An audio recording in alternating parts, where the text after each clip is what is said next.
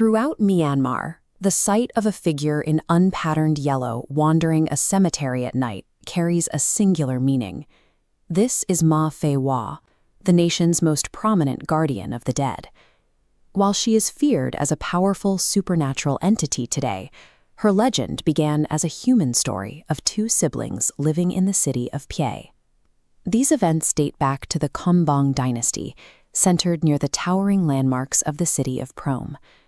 At the time, Maung Kyain Sit held a respectable position as a local official, living with his younger sister, later known as Ma Phae U. Following the death of their parents, Ma Phae placed her life in her brother's hands, viewing him as both her guardian and her only remaining family. This stability vanished as Maung Kyain Sit spiraled into alcoholism.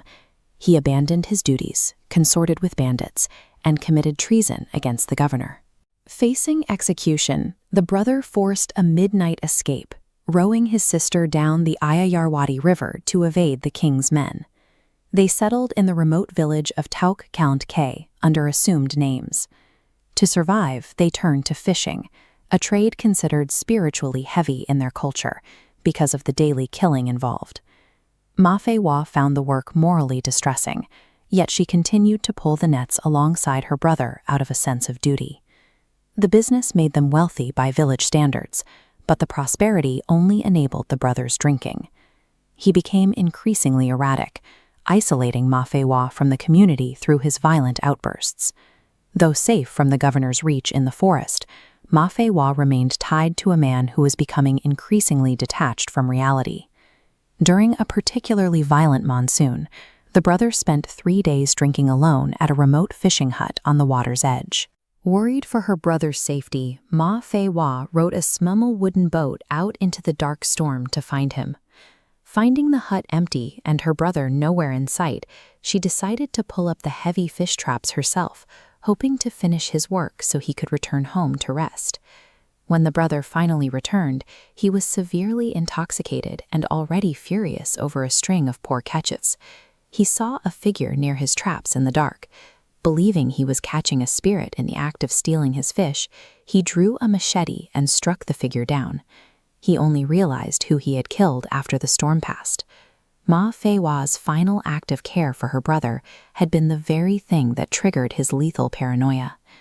The shock of the murder drove the brother deeper into madness and grief, his behavior becoming so extreme that the local villagers feared for his soul. They eventually convinced him to travel to Yangon for a pilgrimage, hoping the presence of the sacred Shwedagon pagoda would settle his mind.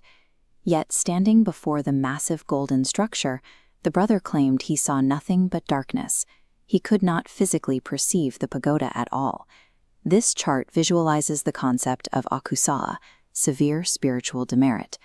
The belief holds that certain acts, such as the killing of a sibling, create a literal cognitive veil, rendering the most sacred objects invisible to the perpetrator.